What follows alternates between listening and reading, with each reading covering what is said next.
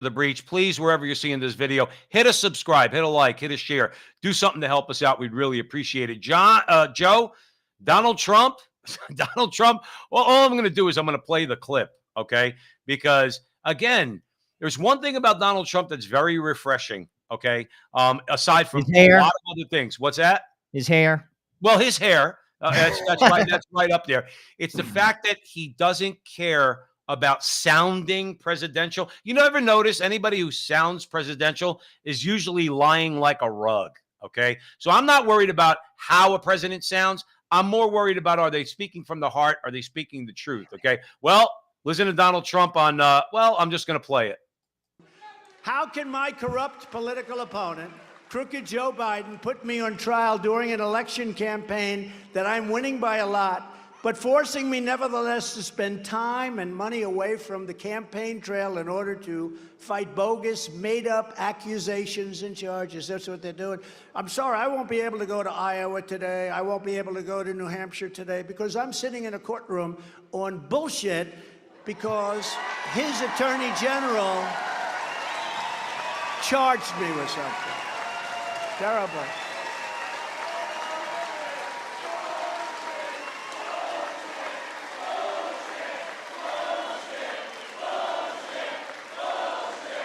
And the video goes on like that. But Joe, not for nothing. It's what it is. They could dress it up in all their legalese, all they want, and they could try to suggest that the other side really doesn't do it. Donald Trump's really the bad guy. And he called it the way it is. It's bullshit. And if I was in that crowd, I would have been chanting too. Love the guy or hate the guy. They're scared to death that he can actually win. They wouldn't do this, Joe Resinello, if in their hearts and in their minds they didn't know for sure that he can win. Because I'll tell you right now, nothing's going to stop me from voting for him. Now that he gets the nomination, you better have a tank in front of that polling place because I'm going there and I'm going to vote for him. And I'll hold my head high when I do that I did the right thing. Joe, what do you got to say? Well, I'm going to vote for him too. No question about it. Is he a perfect man? No, you're never going to get a perfect man in the presidency. But sadly, at least he believes in the country. Don't be fooled when they say he threatens democracy. He threatens them. They're just using democracy and replacing the word them, their administration, their power, their ideology. To your point, though, regarding the BS, which Mr. Trump is basically alluding to, because it's just that. Even if you dislike Donald Trump, then don't vote for him. This has been going on for 6 years. 6 years. From Russian collusion, they spent $40 million of taxpayer money, hard-earned money. They came up with nothing. It went to impeachments. He was basically defended by a liberal attorney, Alan Dershowitz. Nothing. And now this. The charges are weak. They're not going to hold up. Some say it's a strategy. Some say that they want him to run against Joe Biden because they think he's beatable. Barack Obama recently says otherwise. He said, don't underestimate Donald Trump and his base. The people who support Donald Trump are going to show up. That's 76 million people who went to the polling place. That's not mail-in ballots. They showed up. 76 million strong. And keep this in mind, and maybe this is why Barack Obama made those comments. RFK could potentially, if he is jaded by the Democratic Party, which it seems like they're pushing him in that direction because they will not debate him, could run as a third-party option. And if that happens, Donald Trump is the president. Well, look at the way the Democrats treated RFK Jr. You know, the RFK Jr. follows their woke ideology, not in complete lockstep, okay? He's all in favor of gay marriage. He might tweak the transgender stuff a little bit about parental notification and stuff like that. He's all on board with not only their position on abortion, he's also in favor of taxpayer funding for abortion. So he's as radical as his party, and they still hate him because he doesn't fall in complete lockstep, particularly when it comes to things that we can't talk about on YouTube. Okay. And we all know what those things are. And he certainly is in favor of free speech. So he's got no interest, it seems, in shutting down free speech. Okay. Which is a problem for the left because they want to censor everybody. Look at the viciousness with which they attacked him. That's his party. So that speaks to your point, Joe. They're not nominating him. They're not going to allow him to get the nomination. And he's just enough of an American that might turn around and say, I'm not loyal to my party. I'm loyal to America. I'm going to run and give some other people voice. And you're right. They're scared to death of that because I'm not voting for RFK Jr. No, And neither I am don't I. think RFK Jr. is going to I side respect him, though. I respect him as a person. I Like, I don't have respect to him. He agree needs with to him. he needs to change some of his positions, particularly as a Roman Catholic, but that's another story. But because if he wants to appeal to guys like us and a lot of what they call flyover country, okay, you're going to at least have to moderate your position on abortion. You're going to have to come out in favor of no taxpayer funding for abortion. And you got to come down on the woke ideology of transgenderism. If you don't do those things, those 76 million people that voted for Trump are going to go and vote for Trump. Well, they're going to vote for Trump anyway. Anyway, I just think he's a person. Again, there was a time when we could agree and to disagree. He believes he has a platform. He believes in a vision of America, and he's speaking from his heart. And frankly, I'm not going to vote for him, but at the same time, I respect him as a human being. We have to get back to that place in America. I think that's fundamental. We're not there.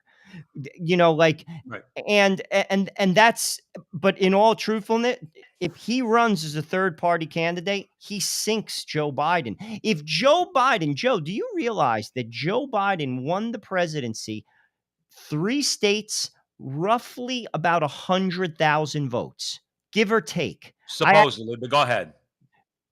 And it would have been a tie from an electoral perspective. If that happens again, it goes to the Congress and he becomes the president. He's the Right. president. 100,000 votes and 3 states. That's as if exactly the same thing happened since the last presidency. And by the way, Joe Biden didn't do such a good job as the president. He's very flawed. Corruption charges. The economy isn't strong. People are questioning his suitability in terms of his age, his competency.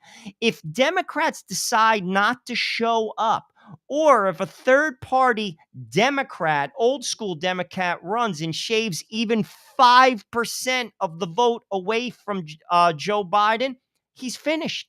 He is. He's finished. He doesn't I win. would agree, but then, as you said a million times here at the front line with Joe and Joe, so is Donald Trump, because then they're going to send in their hit squad from the deep state, and he's dead. They won't tolerate He's dead. it. Don't worry. They're already figuring out a creative way to do it, so they'll have some sort of plausible deniability. Let me ask you this, just to play a little devil's advocate. Could you envision yourself? I know my opinion. I'm interested in yours. And anybody out there, please put in the comment box if you're listening to the front line with Joe and Joe.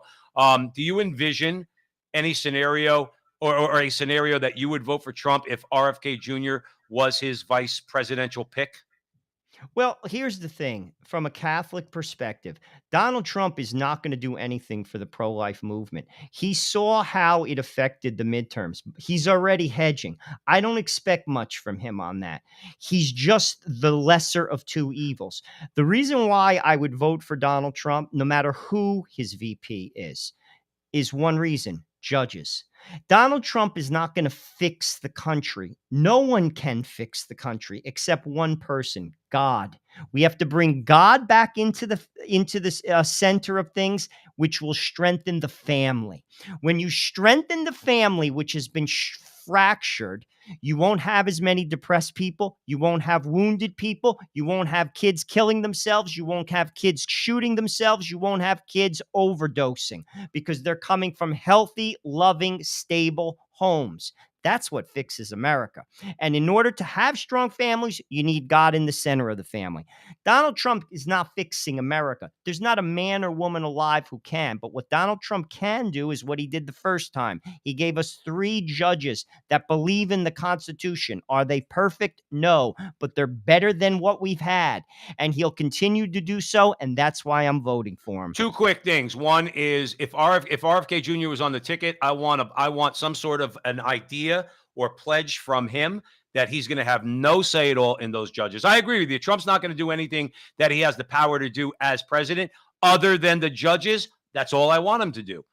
That's number one. And RFK Jr. can have no input whatsoever on those judges if he was the vice presidential pick of Donald Trump. I want him to pledge he's going to have no input whatsoever. The other is this. You mentioned families. I saw an encouraging video yesterday. I'm just going to digress for a second. A little black kid sitting on a couch, right? And he's getting his ass handed to him by his drill sergeant father because the kid mouthed off to the mother, okay? And the kid admitted that he mouthed off and said some really horrible things to the mother. This kid saw the fear of God. See, that's what you need in America. That's what you need in America. Like you mentioned, and the reason why I'm even mentioning, because you mentioned kids who are depressed, kids who lash out and all that. See this little kid that just got berated by his father and put in his place? That kid will grow up strong because that's the kind of father that these kids need. That's why we have to fight the culture war. Because the culture war, the homosexuality, the transgenderism, the abortion, the contraception, all leads to the destruction of the family, where that guy is not telling that kid, you better not do that again, or else I'm going to slap the crap out of you. All right. That's more of what we need. Joe, I'm going to give you the final word. Well, ultimately, even if that guy's not going to be there unless he believes in God. What keeps families together is God, because there's grace. As a Catholic, it's a sacrament, and God gives you the grace to be faithful and, frankly, to endure the hardships which come along with family life.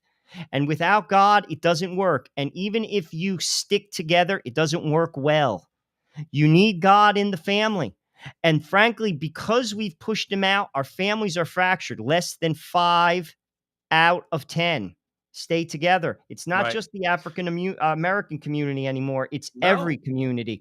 You fix the family, you fix the society, you fix the country. In order to do that, you have to have God in the center.